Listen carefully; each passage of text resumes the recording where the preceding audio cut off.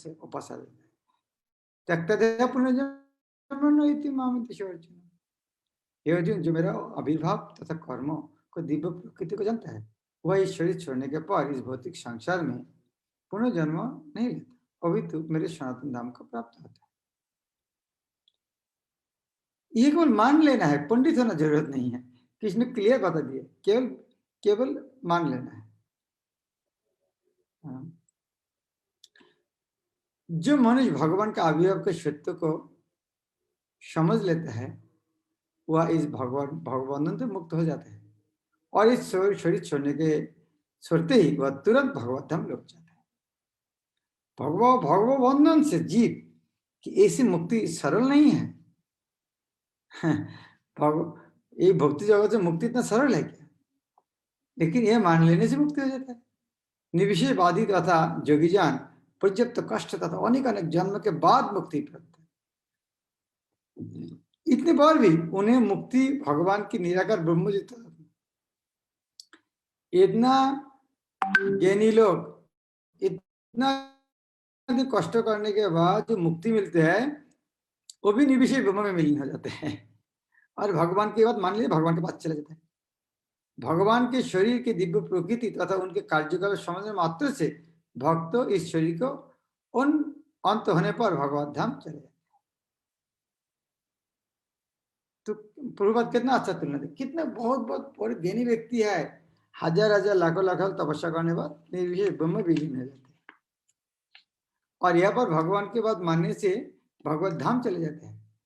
ब्रह्म संगीता में कहता है अद्वैतम अच्युत मनादि अनंत। यद्यपि भगवान का अनेक दिव्य रूप है, किंतु फिर भी अद्वय भगवान है। इतने रूप होते हुए भी भगवान एक है। वेद में लिखा है एको देवो नित्य लीलानुरक्त भक्त व्यापी हृदय अंतरात्मा। एक भगवान उनके निष्काम भक्तों के साथ अनेक अनेक दिव्य रूपों में सदैव संबंधित है। तो ये जो रूपा दिया केवल यह जो देना तात्पर्य में भगवान को ये बात को मान लेते, भगवान का जन्म कर्म दिख पाए तो भगवान का संज्ञा जानना बहुत जरूरी है। इस तरह भगवान को यदि भगवान रूप में नहीं जानेंगे, उसके बाद भगवत गीता पढ़ेंगे, उसको मधुपात केवल बाहर से चाटने की तरह होगा। भगवान को ये मानना पड़ेगा। श्री भगवान को जान लेने से ही मनुष्य जन्म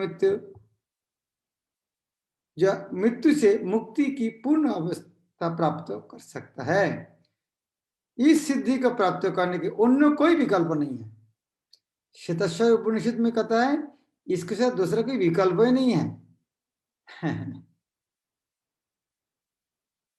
अर्थात आप दूसरा कुछ करने से होगा नहीं, इसका कोई विकल्प नहीं है। अर्थ है कि जो श्री कृष्ण को श्री भगवान के रूप में नहीं मानता वह अवश्य तमोगुणी है और मधुपात्र के केवल बाहर से चाटकर या भगवत गीता के विद्युतापूर्ण संशय विवेचना करके मोक्ष प्राप्त नहीं कर सकता। तो अभी प्रश्न आ सकते भाई इतना सरल बात लिखा है, सारे आदमी क्यों नहीं मानते हैं? इसको उत्तर क्या है? इतना मुनि ज्ञानी धैनी जोगी इतना कष्ट कर नहीं पाते हैं, तो भी कोई क्या आदमी इसको सरल में मान लेते हैं तो उनको हो गया। तो हमारे इतना विशेष क्यों नहीं आते हैं? बस ये तो बता दी कृष्ण ने, केवल विश्वास कर लो। उसको चाबी है गुरुदेव के पास। ऐसे अभिमानी संशय विद्वान का भगवत भक्त अहित की कृपा की प्रतीक्षा करना पड़ती। अतः मनुष्य को चाहिए श्रद्धा तथा ज्ञान के साथ कृष्ण भगवान का अनुशीलन करे और सिद्धि प्राप्त करने के यही उपाय है, श्रद्धा के साथ। और ये जो भगवत धाम जाने का मुक्त होने का बहुत बहुत उपाय है, ये तो एक सरल प्रक्रिया है, क्यों भगवान की बात मान लेना। लेकिन अलग अलग क्या कठिन पथ ये भी देख वितराग भय क्रोधा मन माया उपस्थिता बहु ज्ञान तपस्या पुता मत भव आसक्ति भय तथा क्रोध से मुक्त होकर मुझ में पूर्णतया तन्मय होकर और मेरी शरण में आकर बहुत से व्यक्ति भूतकाल में मेरे ज्ञान से पवित्र हो चुके हैं। इस प्रकार से वह सब ने मेरे प्रति दिव्य प्रेम की प्राप्त किया है। इस तरह भूतकाल में बहुत बहुत व्यक्ति किया है, लेकिन उनके लिए आसक्ति त्याग करना पड़ेगा, भय तथा क्रोध से मुक्त होना पड़ेगा और पूर्णतः तन्मय होना पड़ेगा। तो ये बात को प्रभुपाद ने बहुत बहुत सुंदर व्याख्या किया है।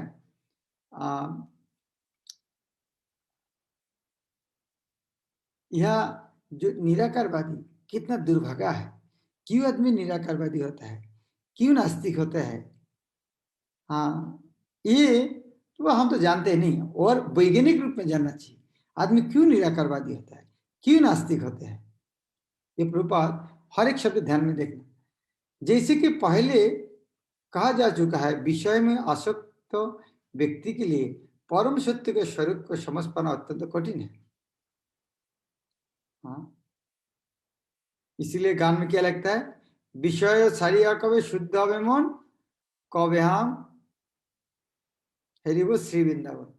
विषय चिंता करने वृंदावन जाके वो क्या देखेंगे, माल्टी खरीद करने के लिए सोचेंगे। सामान्यतः जो लोग ध्यात्म बुद्धि में आसक्त होते हैं, वो भौतिकतावाद में इतने लीन रहते हैं कि उनके लिए ये समझ पाना असंभव सा है कि परमात्मा व्यक्ति भी हो सकता है। ध्यात्म बुद्धि में इतना आसक्त है, भगवान जो एक व्यक्ति हो सकते कल्पना भी नहीं कर सकता। ऐसी भौतिकतावादी व्यक्ति इसकी कल्पना तक नहीं कर पाते कि ऐसे भी दिव्य शरीर है जो नित्य तथा सच्चिदानंदमय है। वो कल्पना नहीं कर सकते, कोई बोलेगा उसके बाद भी विश्वास नहीं कर सकते। भौतिकतावादी धारणा के अनुसार शरीर नाशवान, अज्ञानमय तथा अत्यंत दुखमय होता है। अतः जब लोगों को भगवान के साकार रूप के विषय में बताया जाता है, तो उनके मन में शरीर की यही धारणा बनी रहती है। जब ये भौतिकतावादी को भगवान के बारे में बोलते हैं, तो भगवान के बारे में उनका शरीर के साथ भगवान इस तरह रहते हैं।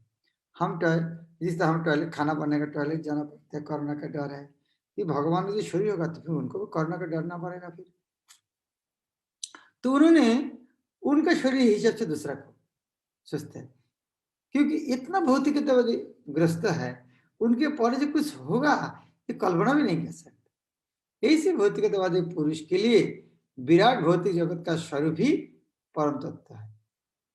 वो सोचता है नहीं भगवान ही इस तरह एक शरीर कैसे हो सकते, भगवान तो एक इस तरह शरीर कैसे, वो तो बहुत विराट है। फलस्वरूप परमेश्वर को निराकार मानते हैं और भौतिकता में इतने तल्लीन रहते हैं कि भौतिक पदार्थ से मुक्ति के बाद भी अपना स्वरूप बनाए रखने के विचार से डरते हैं। उन्होंने इतना भौतिक तल्लीन, उनके बारे ठीक है, आप मृत्यु के बाद भी आप इस तरह शरीर मिलेगा, और सर्वनाश, और शरीर नहीं चाहिए, ये शरीर में हम कितना कष्ट आने चाहिए। जब उन्हें यह बताया जाता है कि आध्यात्मिक जीवन भी व्यक्तिगत तथा साकार होता है, तो वे पुनः व्यक्ति बनने से भयभीत हो उठते हैं। फलतः वे निराकार शून्य में तथाकार होना पसंद करते हैं।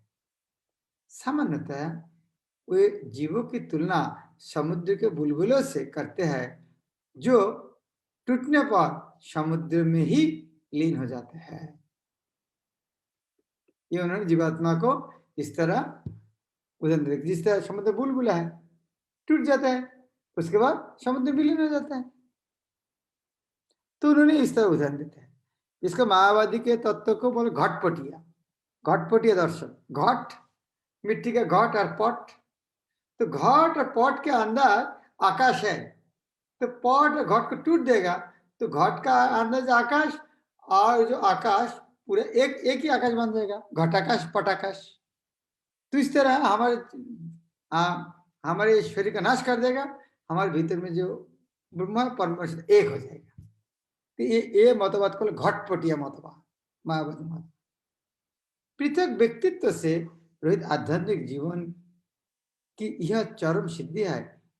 यह जीवन की भयावह अवस्था है जो आध्यात्मिक जीवन के पूर्ण ज्ञान से रहित है। हाँ, जो इस तरह सोचता है पृथक व्यक्तित्व से रहित आध्यात्मिक जीवन यह परम सिद्धि है। यह जीवन की भयावह अवस्था है जो आध्यात्मिक जीवन के पूर्ण ज्ञान से रहित है। इसके अतिरिक्त ऐसे बहुत मनुष्य है जो आध्यात्मिक जीवन का तनिक भी नहीं समझ पाते। अनेक वादों अर्थात मतवाद, अनेक वादों तथा दार्शनिक चिंतन की विविध विसंगतियों से परेशान होकर वे ऊब उठते हैं या क्रुद्ध हो जाते हैं और मूर्खताभाव यह निष्कर्ष निकलता है कि परम कारण जैसे कुछ नहीं है, अतः प्रत्येक वस्तु अंतर्गत शून्य है।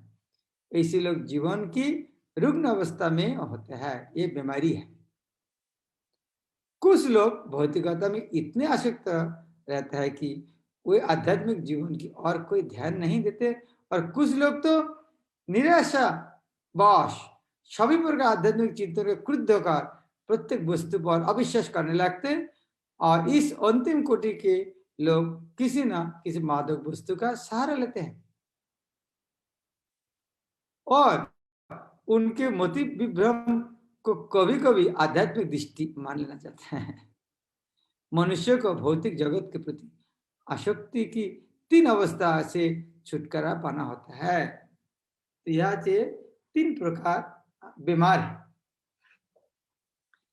एक है आध्यात्मिक जीवन को अपेक्षा, वो सुनने नहीं चाहते आध्यात्मिक जीवन कुछ है।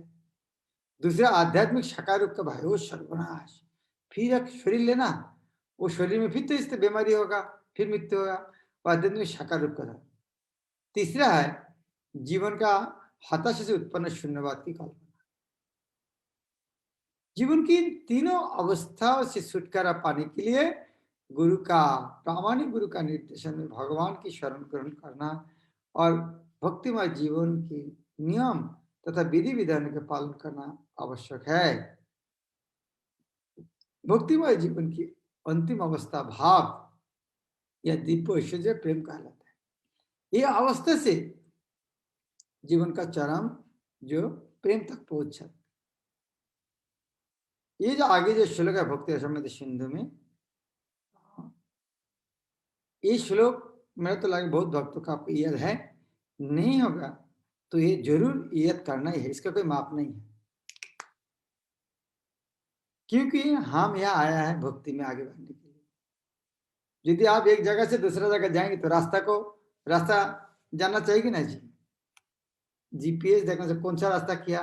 तो भक्ति जीवन में भक्ति जो आगे बढ़ेंगे 9 स्तर है। लास्ट स्तर का नाम है प्रेम और शुरू होता है श्रद्धा से। चलो ये अच्छा चीज है, कर लेते हैं। श्रद्धा से चालू होता है, प्रेम से खत्म होता है। ये 9 स्तर है। ये श्लोक याद रखेंगे तो बाद में वो इस स्टेज को भूलेगा नहीं। आदौ श्रद्धा शुरू कहाँ से होता है? इसका में कब आया? अरे ये तो बहुत अच्छा है, ये लोग तो व्यवहार बहुत अच्छा लगता है, कितना अच्छा करते हैं, अरे अच्छा खिलाते भी हैं ये लोग, अच्छा डांस करते हैं, कितना मंदिर साफ सुथरा रखते हैं, और ये आपस में कितना अच्छा इनका प्रेम है। इस तरह श्रद्धा जब जागता है तो चलो संडे तो फ्री है, चलो कम से कम तो फ्री प्रसाद तो मिल जाएगा, चलो धर्म शादी संग भी हो जाएगा। तो आदि श्रद्धा से शुरू होता है। दूसरा है तो साधु संग। पहला है आदि श्रद्धा, दूसरा श्रद्धा के साथ साधु संग। और साधु संग करने साधु क्या बोलेंगे, क्या करने वाले? हाँ साधु संग बोले भजन क्रिया। माला जब आप माला जब करते हैं नहीं, क्यों?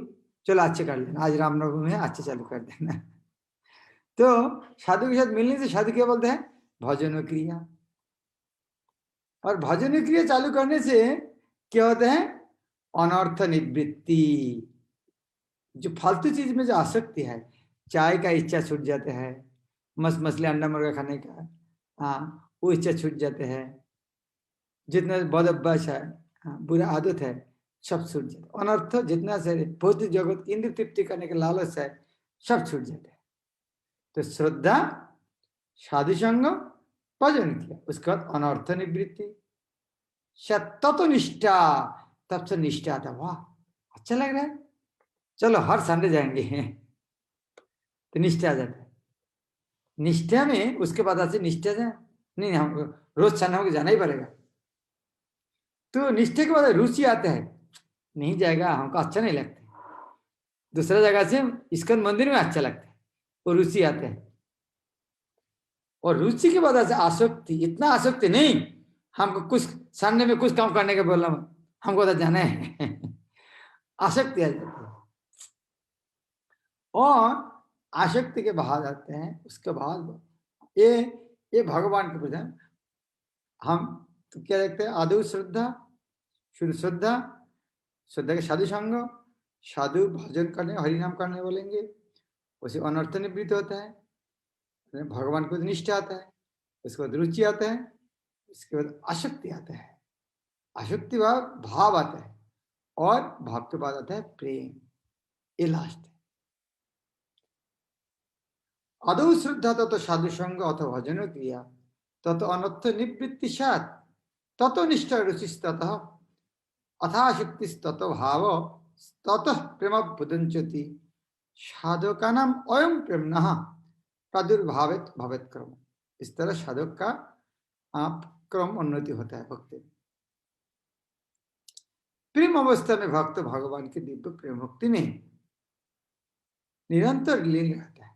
अतः भक्ति की मंद विधि से प्रामाणिक गुरु के निर्देश में सर्वोच्च अवस्था प्राप्त की जा सकती है और समस्त भौतिक आसक्ति, व्यक्तिगत आध्यात्मिक स्वरूप के भय तथा शून्यवाद से उत्पन्न हताशा से मुक्त हो जा सकता है। तभी मनुष्य को अंत में भगवान के धाम की प्राप्ति हो सकती है। तो भगवान को इस तरह पहले क्या बताया, केवल भगवान जन्म कर्म जानने से मुक्त होता है। लेकिन इस तरह उदाहरण देते हैं, वितराग भय पर से मुक्त होकर बहुत बहुत आदमी ज्ञान तपस्या किया है, लेकिन अलग अलग व्यक्ति का अलग अलग भावना है। लेकिन क्या होता है, जे यथमांग प्रबोधन्ते तांग तथै भजम मम वर्तन वर्तन्ते मनुष्य पार्थ सर्वश। ये श्लोक को जिस तरह कर्मण्यवाधिकार अस्ते माँ फल कदाचन, वो श्लोक को जिस तरह आदमी तोड़मोड़ करते हैं, ये श्लोक को आदमी तोड़मोड़ करके जतमत ततवत बना देते हैं। नहीं, ये श्लोक को हमें सही जगह समझना है। ये श्लोक का अर्थ नहीं है जतमत ततवत। जिस भाव से सारे लोग मेरी शरण ग्रहण करते हैं, उसी के अनुरूप में उन्हें फल देता हूँ। हे पार्थ, प्रत्येक व्यक्ति सभी प्रकार से मेरे पद का अनुगमन करता है। बहुत सुंदर तात्पर्य देता है श्लोक। प्रत्येक व्यक्ति कृष्ण को उनके विभिन्न स्वरूप में खोज रहा है। भगवान श्री कृष्ण कंस, तो ये प्रत्येक व्यक्ति कृष्ण को उनके विभिन्न स्वरूप में खोजते हैं। क्या बात है, हाँ, ये ब्रह्म परमात्मा भगवान, कोई ब्रह्म रूप में ढूंढता है, कोई परमात्मा रूप में, कोई भगवान रूप में। जो ब्रह्म रूप में आता है क्या, निराकार। अलग अलग धर्म तो सब भगवान के निराकार रूप है। फल तो कृष्ण प्रत्येक व्यक्ति को अनुभूति के विषय है, और इस तरह कोई भी और सभी अपने अपनी इच्छा के अनुसार तुष्ट होते हैं।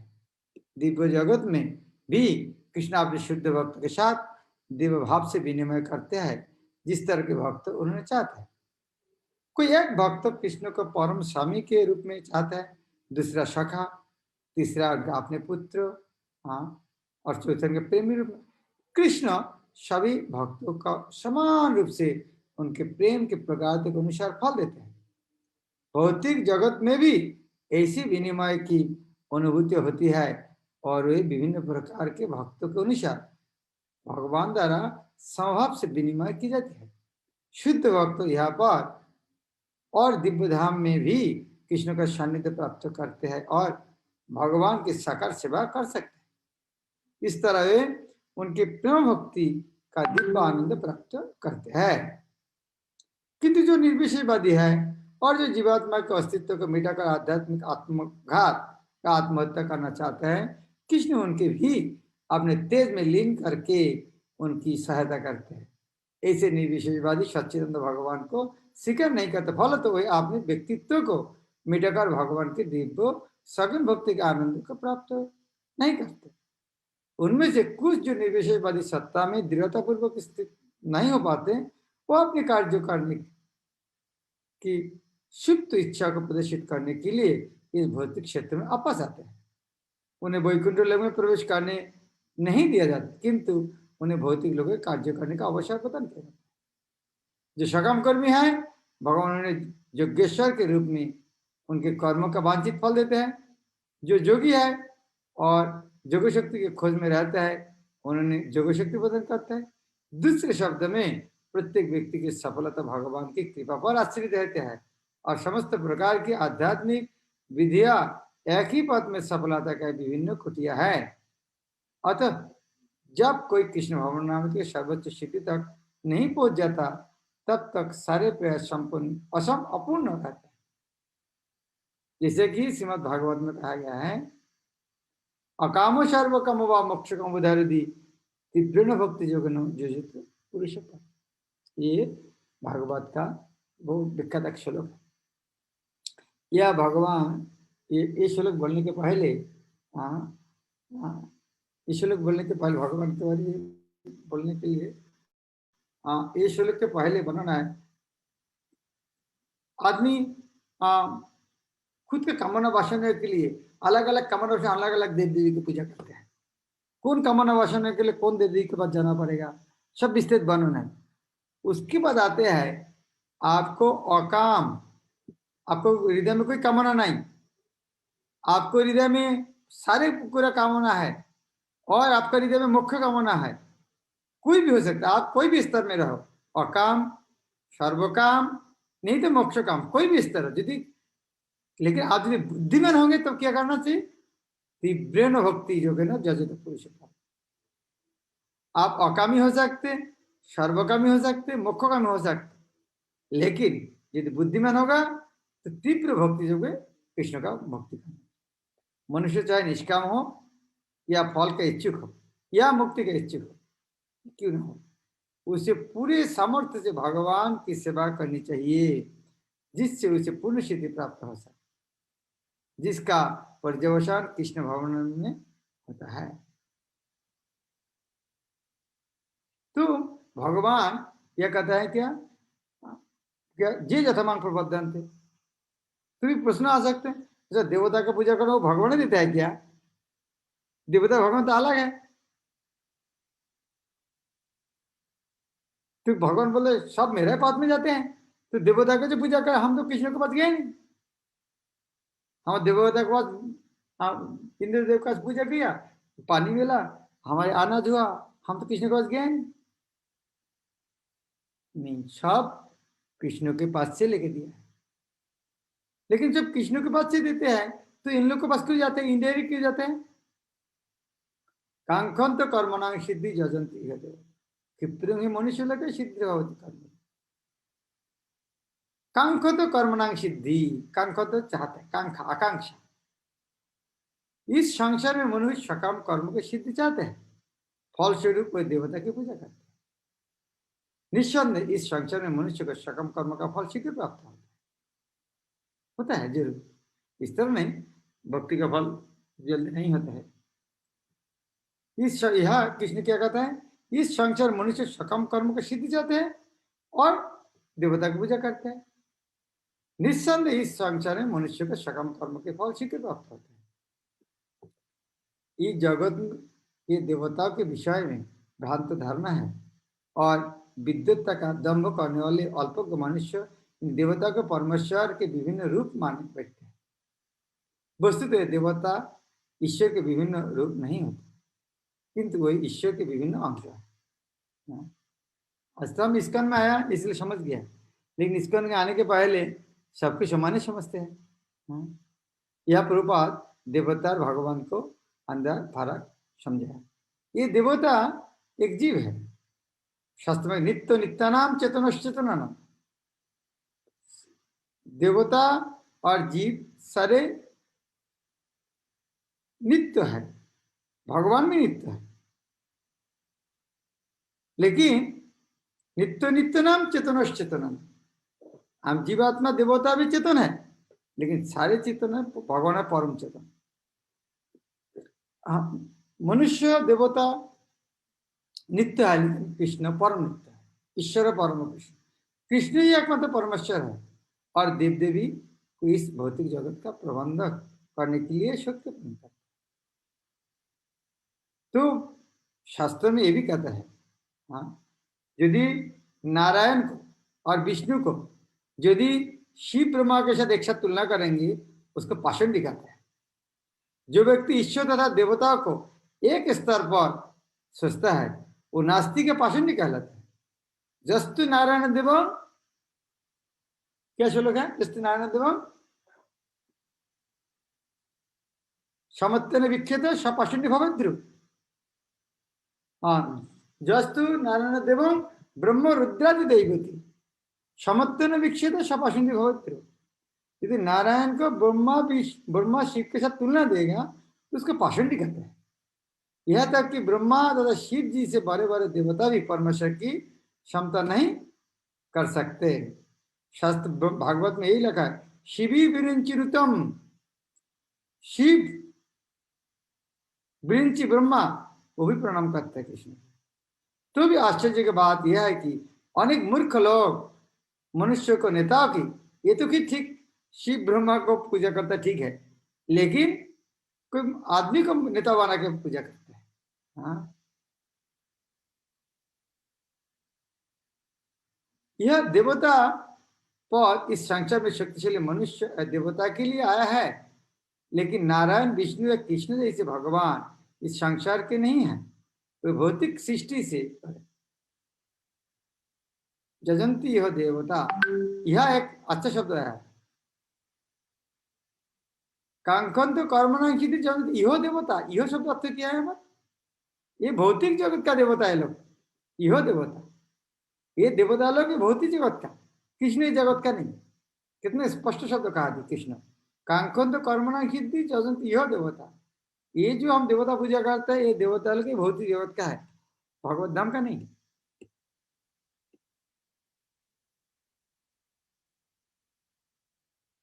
निर्विशेषवादियों कि अग्रणी श्रीपद शंकराचार्य तक मानते हैं कि नारायण या कृष्ण इस भौतिक सृष्टि से परे है। फिर भी मूर्ख लोग फिर तो ज्ञान देवता की पूजा करते हैं कि तत्काल फल चाहते हैं। ये तो शंकराचार्य भी बताते हैं नहीं, हाँ, कृष्ण नारायण ये जगत के परे है।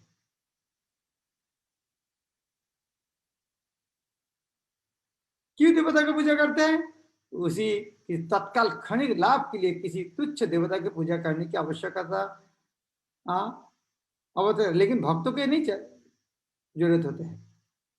इस संसार के देवता तथा अनेक पूजक इस संसार के संज्ञा के साथ ही विनष्ट हो जाएगा। ये देवता यह देवता है। देवता के वरदान भी भौतिक तथा क्षणिक होता है। इसको विस्तारित वर्णना सप्तम अध्याय भगवत गीता में और विस्तृत वर्णन। यह भौतिक संख्या तथा उनके निवासी जिनमें देवता तथा उनके पूजक भी सम्मिलित है विराट सागर के बुलबुले के समान है। वो जो पहले एग्जाम्पल दिया था बुलबुला, हाँ, समुद्र कितना बुलबुला आते हैं, ठीक, बबल आते हैं, उसे मिट जाते हैं। किंतु इस संसार में मानव समाज क्षणिक वस्तु संपत्ति परिवार तथा भोग के सामग्री के पीछे पागल रहता है। इस क्षणिक वस्तुओं को प्राप्ति करने के लिए लोग देवताओं की या मानव समाज के शक्तिशाली व्यक्ति को पूजा करते हैं। यदि कोई व्यक्ति किसी राजनीतिक नेता की पूजा करके सरकार के मंत्री पद प्राप्त कर लेता है तो सोचता है कि इसने महान वरदान प्राप्त कर लिया। इसलिए सभी व्यक्ति तथाकथित नेताओं की साष्टांग प्रणाम करते हैं जिससे वे क्षणिक वरदान प्राप्त कर सके और सचमुच उन्हें ऐसी वस्तु मिल भी जाती है। ऐसे मूर्ख व्यक्ति इस संसार के कष्टों के स्थायी निवारण के लिए कृष्ण भावना में अभिरुचि नहीं लेता। वो सभी इंद्रियों के पीछे दीवाने रहते हैं और थोड़ी सी इंद्रियों सुख के लिए वे शक्ति प्रदत्त जीवों की पूजा करते हैं जिन्हें देवता कहते हैं। इस श्लोक इंगित करते हैं कि विरले लोग ही कृष्ण भावना में रुचि लेते हैं। अधिकांश लोग भौतिक भोग में रुचि लेते हैं, फलस्वरूप किसी न किसी शक्तिशाली व्यक्ति की पूजा करते हैं। तो यह एक प्रश्न आता है, इतना स्पष्ट कहा दिया है, उसके बाद भी आदमी देवता के क्यों पूछते हैं? इतना भगवत गीता में इतना अच्छा कहा दिया है, इतना सरल है, उसके बाद भी आदमी देवता पूछते हैं क्या? तो किसने बुद्धि दी है?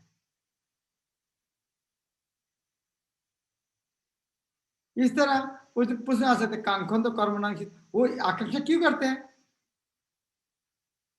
उसके बहुत आकांक्षा इसलिए देवता के पास जाते हैं, वो आकांक्षा आया क्यों मन?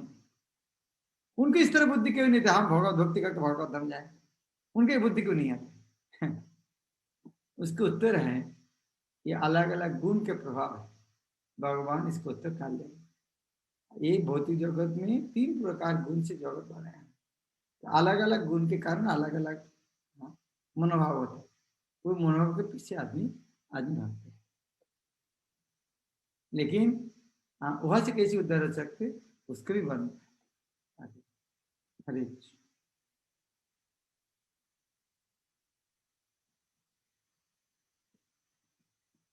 ओके,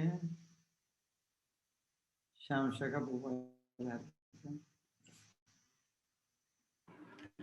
हरे कृष्ण महाराज जी, धन्यवाद। महाराज जी, 90 श्लोक में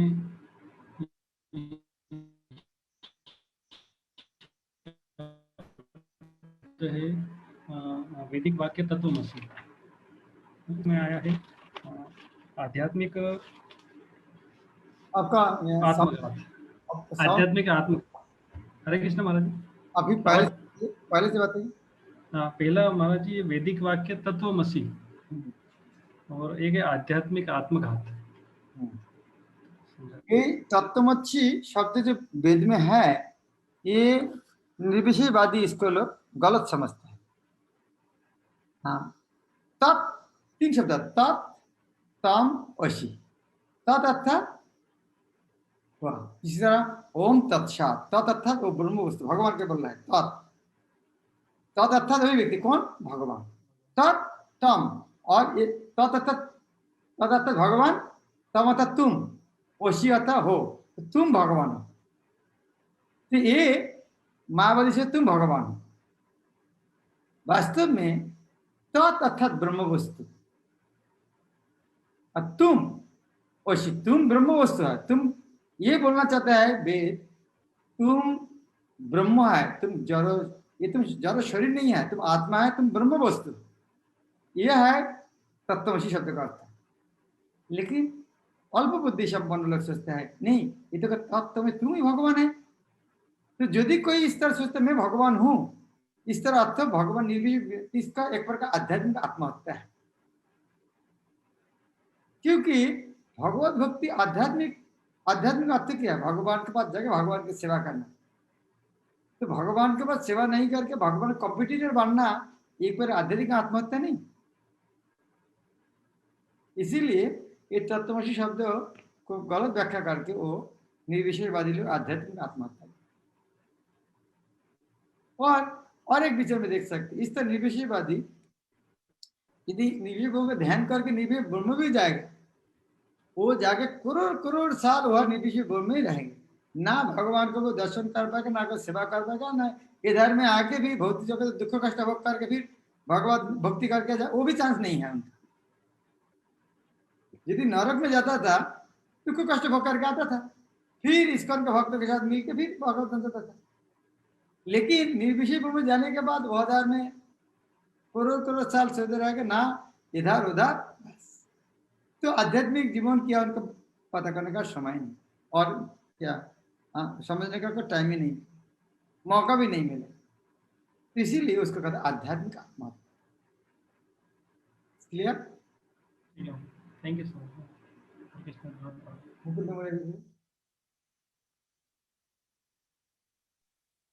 मच।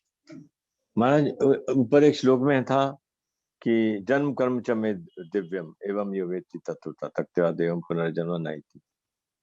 सो एक यानी कि आप भगवान के जन्म कर्म को विषय में तत्व से जानते हैं और कुछ करने की जरूरत नहीं है, और अभी आपने बताया कि वो भगवत लोग धाम को चले जाएगा। लेकिन उसके नेक्स्ट श्लोक में कहा है कि वीतरागा भय क्रोधा। सो अब कौन सा जरूरी है? वो पहले वाले में तो कुछ नहीं था, ऐसा कोई और कोई कंडीशन नहीं था, सिर्फ भगवान के जन्म कर्म को जानिए एंड देन भगवत धाम जाइए। लेकिन नेक्स्ट श्लोक में फिर वापस से कंडीशन हो गया है। तो समझ गया, तो अभी द्विप्रकार का रास्ता है, तो कौन सा आपको लेना है?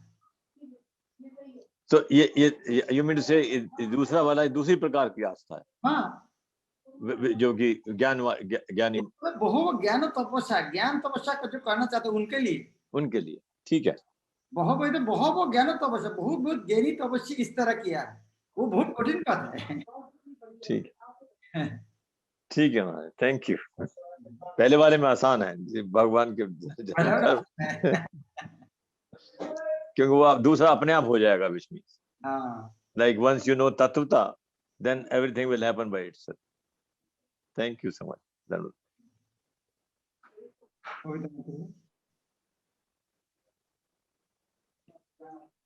हरे कृष्ण महाराज, दंडवत प्रणाम।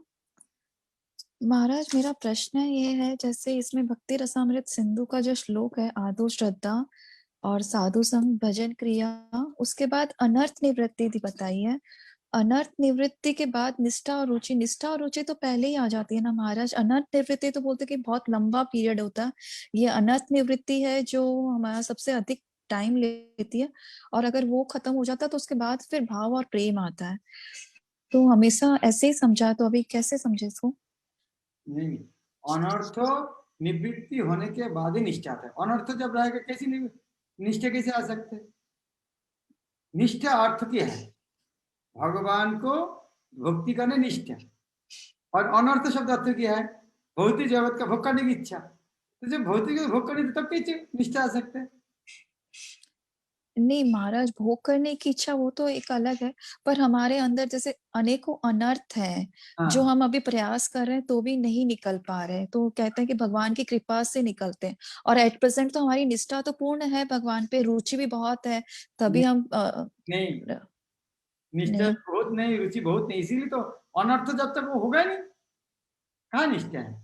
निष्ठा यदि भगवान के साथ निष्ठा होगा तो भौतिक जगत आसक्ति कैसे रह सकते हैं?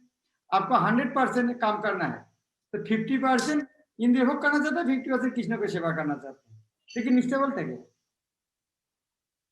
अनर्थ शब्द का अर्थ क्या है? अनर्थ शब्द का अर्थ है कृष्ण भक्ति नहीं करने का इच्छा। अनर्थ हम जो कृष्ण भक्ति नहीं करना चाहते हैं, भौतिक जगत में भोग करना चाहते हैं, उनका नाम अनर्थ है। अर्थ शब्द अर्थ क्या है? अर्थ शब्द था प्रयोजन, जीवन का लक्ष्य क्या है?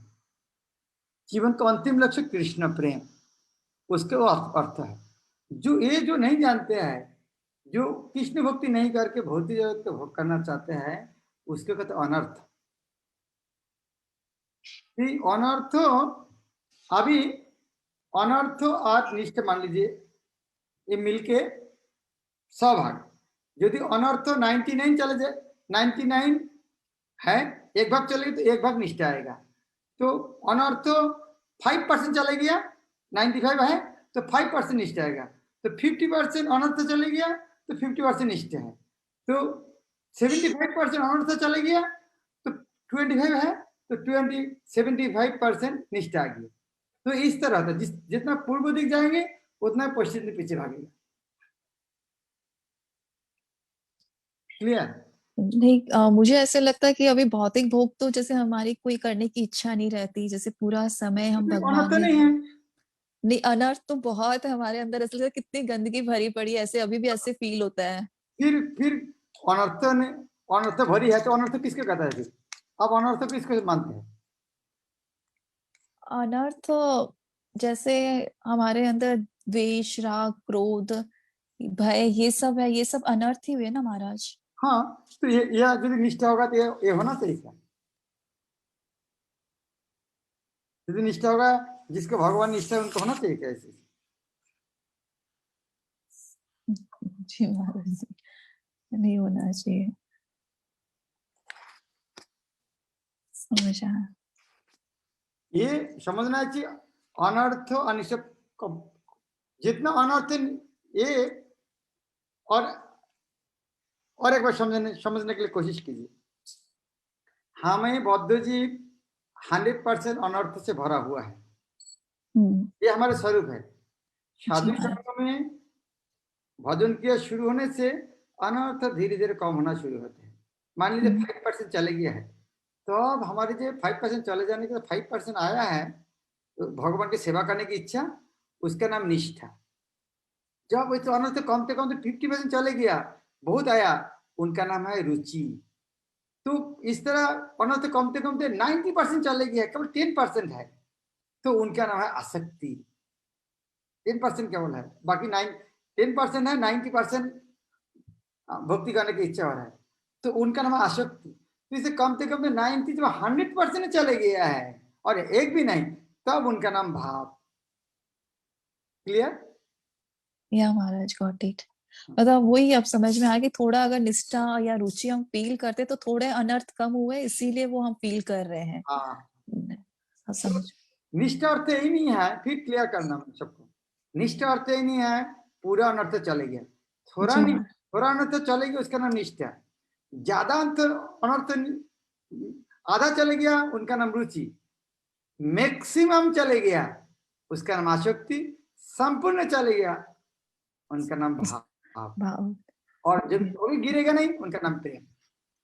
जी महाराज, थैंक यू सो मच, बहुत अच्छे से एक्सप्लेन किया आपने, थैंक यू सो मच महाराज। अरे जगत जीवन को हरे कृष्णा। धन्यवाद महाराज। महाराज, ये जो बता रहे हैं इच्छाएं अल्टीमेटली तो भगवान का कृपा से ही पूर्ण होते हैं। और एक जगह कहीं प्रभुपाद जी की बुक्स में पढ़ा है कि यदि हम देवताओं को पूजा कर रहे हैं तो ये तो मतलब एक रिश्वत जैसे, रिश्वत देने जैसा हो गया। तो जो रिश्वत देता है उसको पनिशमेंट मिलता है, लेकिन रिश्वत लेने वाले के लिए कुछ है क्या? और दूसरा चीज है कि देवताओं का तो फिर भी चलेगा महाराज कि ठीक है प्रतिनिधि है, भगवान ने अथॉराइज किया, लेकिन आज हम देख रहे हैं कि बहुत सारे अम्मा बाबा चाचा साईं बाबा, मतलब इनके माध्यम से लोगों को लगता है कि इनकी इच्छाएं पूर्ण हो रही हैं। तो वास्तव में है क्या महाराज? क्योंकि बहुत सारे लोग आजकल बहुत क्रेज हो रहा है, वो लोग हम उनको प्रॉपर जस्टिफाई भी नहीं कर पाते, तो कैसे पता चले कि हाँ, कैसे उनको क्लैरिफाई करें कि नहीं हो रहा है या हो रहा है, क्यों हो रहा है? बाबा चाचा मामा काका उनके पास कुछ मिल रहा है, थोड़ा मिल सकता है, क्या समस्या है? ठीक है, दुकानदार को खुश करना, शराब नहीं मिल सकती? वाह, दुकानदार कितना अच्छा हमको शराब दिया फ्री। जिस तरह में ये दातिया कौन सा है, लाहर लाहर भिंड में गया था एक बार इलेक्शन के समय, और इलेक्शन चुनाव के दिन 3 दिन बाहर में नहीं जा सकते, 3 दिन हुआ, एक गांव में रुके थे। हाँ, हमारे सुरेंद्र आपू आते हैं, उनको घर में रुके थे।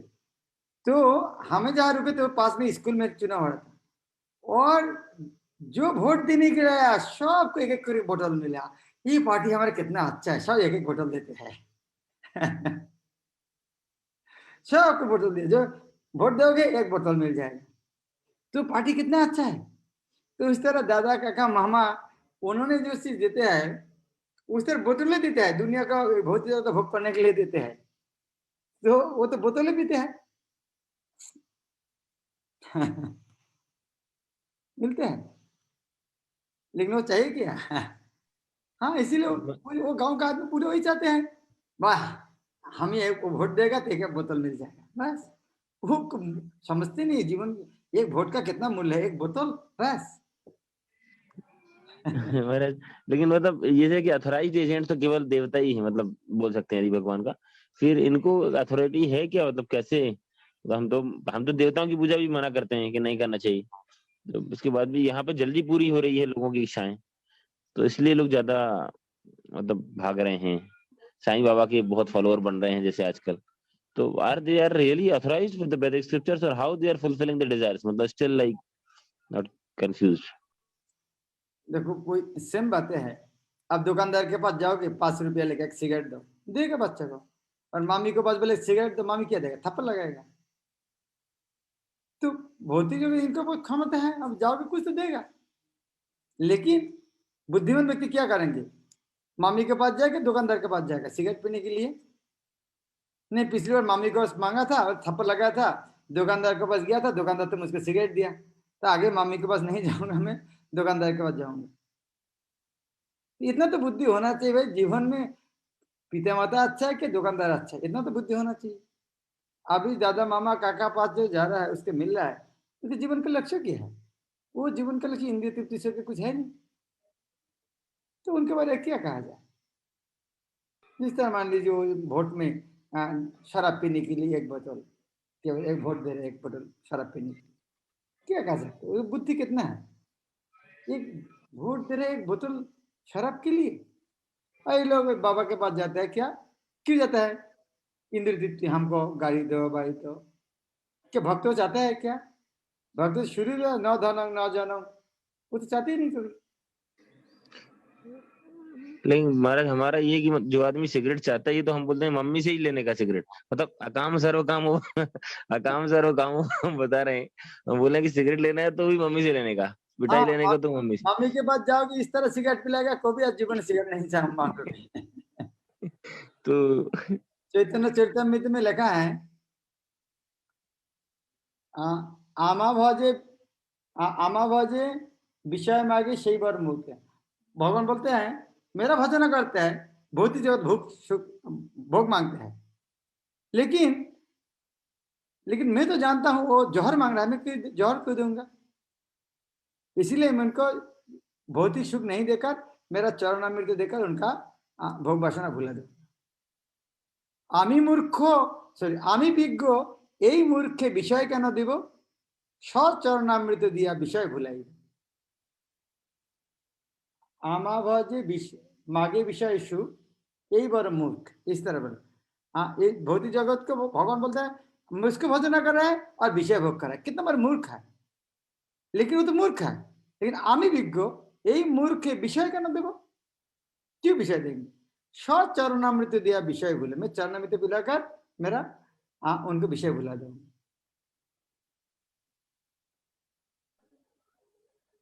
महाराज I think you are not fully satisfied. नहीं, वो सामने वाले कैसे सेटिस्फाइड होंगे वो थोड़ा सा सोच रहा हूँ महाराज, मैं तो फिर हम देखो जो वो लोग उनके पास क्यों जाता है? भौतिक कामना वासना लेके गया, तो उनको तो भौतिक कामना वासना चाहिए। वो शुद्ध भक्त तो लेने के गया नहीं उनके पास, बाबा काका के पास, तो लेने दो ना, क्या समस्या है?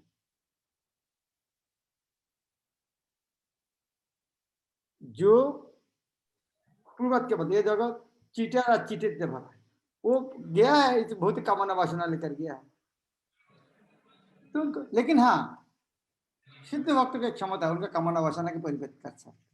जिस तरह रामानुजाचार्य, एक व्यक्ति उस तरह भौतिक रूप देखने आ सकता था, उन्हें बोले मेरा साथ आ जाओ, रंगनाथ को रूप दिखाया और जीवन में सब भौतिक रूप देखने का वासना से भूल गए। तो आप यदि किसी का कृपा करना चाहते हैं इससे कर सकते हैं।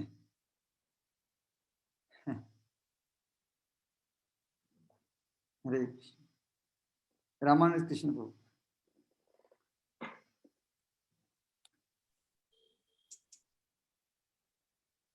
हरे कृष्णा महाराज, दंडवत प्रणाम महाराज। श्लोका नंबर 411, उसमें सेकंड लाइन मम वर्तमान वर्तन्ते मनुष्या पार्थ सर्वशः, तो उसमें इसका सेकंड लाइन का ट्रांसलेशन दिया है, हे पार्थ प्रत्येक व्यक्ति सभी प्रकार से मेरे पथ का अनुगमन करता है। तो जो व्यक्ति पाप करते हैं वो भी क्या भगवान के पथ का अनुगमन करते हैं? ना, वास्तव में आप यदि बोलेंगे वो अनुगमन करते हैं, ये आप बोल सकते हैं वो माया का दासत्व कर रहा है, क्योंकि माया कृष्ण का दासी है, तो माया का दासत्व कर रहा है। तो एक प्रकार वो डायरेक्टली अनुगमन नहीं, इनडायरेक्टली कर रहा है।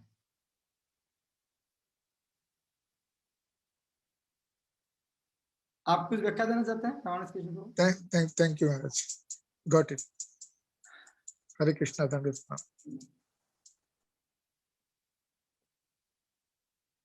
नहीं, आपके पास कुछ यदि व्याख्या होता दे सकते हैं। नहीं महाराज, ये समझ में आ गया, ठीक है, थैंक यू। हरे कृष्णा। हरे कृष्णा, दंडवत। शिवमाना गौरांगी माता जी। हरे कृष्णा महाराज, दंडवत प्रणाम। महाराज, मेरा प्रश्न है कि जैसे 9 नंबर श्लोक में लिखा है कि भगवान बोल रहे जो मेरे जन्म और कर्म को जानता है वो फिर से इस जगत प्राकृतिक जगत में नहीं आता है। हाँ, तो जैसे जन्म कर्म को तत्व से जानने का तत्व, यहाँ पे तत्व मतलब क्या हुआ महाराज? तत्व तो शब्द अर्थात पूर्ण रूप, कंप्लीट, पूर्ण रूप से जब जान लेते हैं। आपको एक एग्जांपल दे सकते हैं।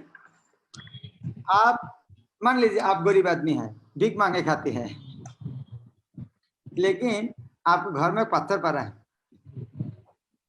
तो किसने बता दिया ये पत्थर पत्थर नहीं है, सोना है, 10 किलो सोना है, ये बात को मान लेगा? कल से भीख मांगेगा? नहीं क्या करें? कल से भीख मांगने के जाएंगे? नहीं, नहीं। क्यों? क्योंकि वो सोना बता दिए। ये सोना है। तो ये अर्थात ये जो वस्तु समझ गया सोना है, तो ये समझने से आपको एक्टिविटी पूरा बदल गया। उसी तरह कृष्ण को जन्म कर्म दिव्य जब जान लेते हैं, जानने से होता है। आप भीख मांगने जाएंगे नहीं। ऐसे परम पिता कृष्ण है, उनके पास जाना। तत्व तो जानना, इसका अर्थ क्या है? आप जब जान लिया है ये घर में जो में पत्थर है सोना है, यह जानने से आपका पूरा थॉट प्रोसेस, आपकी एक्टिविटी, व्यवहार, आचार आचरण सब परिवर्तन हो गया। हुआ कि नहीं हुआ? महाराज, जैसे अभी भी हम लोग भगवान के बारे में सुनते हैं, लेकिन लगता है कि जैसे अभी पूरा जान नहीं पाए हैं। हाँ, मतलब अभी मतलब जस्ट हम लोग जाना है नहीं, कंप्लीटली जान नहीं पाया, इसीलिए तो ये हालत है। कंप्लीट जान पाएंगे तो अभी इस तरह भक्त नहीं रहेंगे। तो पूरा जानने का मतलब महाराज, जैसे हम लोग अभी जो 9 स्टेज आपने बताया, श्रद्धा, साधु संग, तो इसमें तो हम लोग को लगता है कि हम लोग अभी श्रद्धा के स्टेज पे ही कंप्लीट नहीं है। हाँ, श्रद्धा कंप्लीट, हम तो श्रद्धा का, हाँ बोल सकते, श्रद्धा से चालू हुआ क्या बोला है, यस पूरा महाराज। श्रद्धा नहीं है। थोड़ा श्रद्धा से साधु संग को चालू किया, और साधु संग के कारण क्या बोल थोड़ा भजन क्रिया चालू किया है, और थोड़ा थोड़ा अनर्थी निवृत्ति चालू हुआ है। ये स्तर में है, थोड़ा तो सब थोड़ा थोड़ा चल रहा है, निष्ठा तक पहुंचा नहीं अभी तक। जिस तरह कविता माता जी बोला हमें पूरे निष्ठा है, नहीं वहां तक गया है नहीं, अभी चालू ही नहीं है, शुरू होने, चाबी खोला नहीं अभी। अभी हमें श्रद्धा के साथ साधु संग भजन क्रिया चालू किया है, तो अनर्थ थोड़ा थोड़ा कम होते जा रहा है। होता कि थोड़ा दया निष्ठा का प्रसाद खाने का टेस्ट मिला है, इस तरह थोड़ा दया का टेस्ट मिला है। हाँ, इतना ही तक, और आगे आगे बारे हमें पता ही नहीं आगे रास्ता क्या है, कल सुना है। तो महाराज, जैसे कि श्रद्धा में माधुर्य कादम्बिनी जो है, उसमें श्रद्धा के भी तो 9 स्टेज बताए गए हैं, उसमें भी श्रद्धा के 9 स्टेज है। तो उस हिसाब से तो लगता है कि हम लोग की श्रद्धा ही अभी पूरी नहीं है, तो आगे का स्टेज तो बहुत कठिन है। इसलिए प्रभुपाद ने उस पर ज्यादा व्याख्या किया नहीं है। हमें गुरुदेव के बाद में श्रद्धा विश्वास के साथ हरिनाम करना है, वो 9 स्टेज कब खत्म हो जाएगा पता नहीं चलेगा। यस तो अलग अलग करके पार करना जरूरत नहीं है। गुरुदेव के बाद में विश्वास के साथ हरिनाम करेंगे, तो एक दिन देखेंगे 9 स्टेज खत्म हो गया, प्रेम में पहुंच गया। एक दिन अलग करके 9 स्टेज श्रद्धा का देखना जरूरत नहीं। ओके महाराज, हरे कृष्णा महाराज, दंडवत प्रणाम। अनिल को हरे कृष्णा महाराज जी, दंडवत प्रणाम। मेरा भी एक क्वेश्चन था, जैसे अभी प्रभु जी ने पूछा था, थोड़ा ऊंचा। हाँ अभी प्रभु जी पूछ रहे थे उसी हिसाब से, जैसे कोई व्यक्ति एकदम बीमार है और उसकी मरणासन में हासलत है, उसके पास कोई प्रभु जी पहुंच जाते हैं, जैसे चाचा मामा का कोई भी उसका जो भक्त है वो पहुंच जाता है, वो उसको कहता है कि ये तुम ये नाम करो और ठीक हो जाओगे, वो ठीक हो जाता है। तो उसको हम कैसे समझाएं कि ये गलत है? वो नहीं समझ पाता, वो कहता है कि मुझे इसी ने जन्म दिया है, मैं तो अब एकदम ठीक हो गया, आप कह रहे थे कि मैं मरणासन में हूँ और अब मैं एकदम ठीक हो गया, तो वो उसकी भक्ति करने लग जाते हैं और वो खुद जेल में बैठा है। हाँ, ये बात सही है। उन्होंने उनके मरणासन इतना क्षमता दिया, लेकिन उन्होंने जन्म मृत्यु चक्र से निवृत्ति दे सकते। वो जिन्होंने उस तरह दिया है, ठीक है, उतना क्षमता है, लेकिन उसके बाद मृत्यु के बाद वो कहा जाएगा कहाँ? उसके लिए लेकिन उसका वो- हाँ, लेकिन वो अब समझ ही नहीं रहे हैं। वो कह रहे हैं नहीं नहीं ये तो मेरे लिए भगवान है। ठीक है, जाओ उनके साथ। हाँ, वो तो अब उन्हीं की भक्ति कर रहे हैं। हाँ। उनको उनको वैष्णव का अहित की कृपा चाहिए बस। उनका आप लोगों का अहित की कृपा चाहिए उनको। उनको बुद्धि नहीं है, जीवन का उद्देश्य क्या उनका। हाँ, बस ठीक है, उनके बीमार इलाज कर दिया, लेकिन एक दिन तो मरना पड़ेगा ना, उसके बाद कहाँ जाएंगे? वो सोचना नहीं चाहते। बकरा का बुद्धि है, नहीं अभी तो घास खाओ, वो किसको गला काटता है वो देखना जरूरत नहीं, अभी घास, ये घास बहुत अच्छा है, हरियाली घास है, खाते रहो। हरे हरे कृष्णा धन्यवाद। हरे कृष्ण। आज रामनवमी महामहोत्सव है। भगवान रामचंद्र की प्रार्थना करना है, और कोरोना के कारण बहुत सारे हमारे भक्त का रिश्तेदार आक्रांत है। हम भगवान रामचंद्र का प्रार्थना करेंगे, उन्होंने सबको प्रति उनका कृपा दृष्टि प्रदर्शन का आज आविर्भाव तो भगवान बहुत कृपालु होता है। हम रामचंद्र प्रार्थना करेंगे सबको प्रति उनका कृपा दृष्टि प्रदर्शन। हरे कृष्णा कृष्णा कृष्णा हरे हरे, हरे राम राम राम। श्री प्रभुपाद की, साविद गौर भक्तवृंद की, गौर। हरे कृष्ण महाराज धन्यवाद प्रणाम। हरे कृष्ण महाराज। हरे कृष्णा महाराज जी, दंडवत प्रणाम। हरे कृष्ण महाराज दंडवत प्रणाम। कृष्णा महाराज जी, दंडवत कृष्ण प्रणाम। महाराज दंडवत प्रणाम। हरे कृष्णा महाराज, दंडवत प्रणाम। श्री कृष्ण महाराज दंडवत प्रणाम।